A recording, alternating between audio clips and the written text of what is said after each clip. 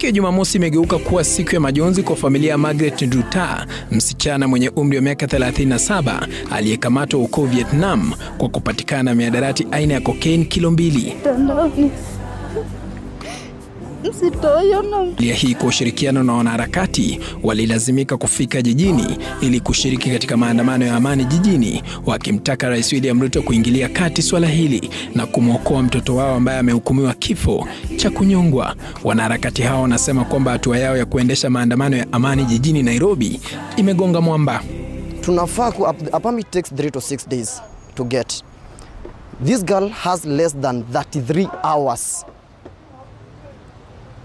Ndio akuwe hanged. Mr. President, I'm pleading with you.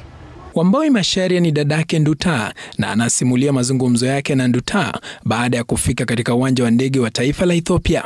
Nimeambiwa bagi yangu ni ndogo, nimebaiwa suitcase, na kaulizwa kuna kitu naona, akasema hapana.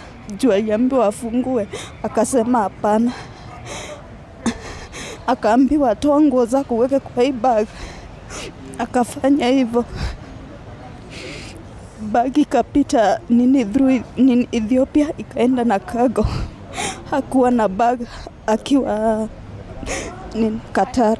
Taarifa zinasema kwamba Nduta alifaa kusafiri kuelekea taifa la Saudi kufanya kazi, lakini maswali yakaibuka, ilikuwaje msichana huyu alisafiri hadi Vietnam? Hapo jana, Spika wa bunge la kitaifa Moses Wetangula alimwarifu naibu mwenyekiti wa kamati ya bunge kuhusu ulinzi na masuala ya kigeni Bashir Abdullahi kufanya mazungumzo na wizara ya masuala ya kigeni ili kumwokoa Nduta. Get all of the statement, liaise with foreign affairs. Even as we are on recess, committees are working.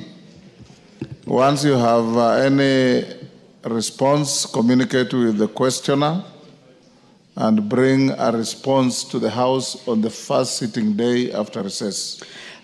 Thank you, Honorable Speaker. Well guided, and I think I will get the statement and pass it on to the ministry. Wanaharakati wa mitandao wameingilia kati swala hili, wakimtaka Rais William Ruto kuingilia kati. Kama hizi maagent wenye wanapelekananga wanawajua.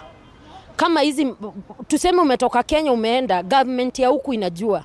Passport inakuanga imeandikwa umetoka Kenya na umeenda place fulani. Paul Kirobi, TV47, Nairobi.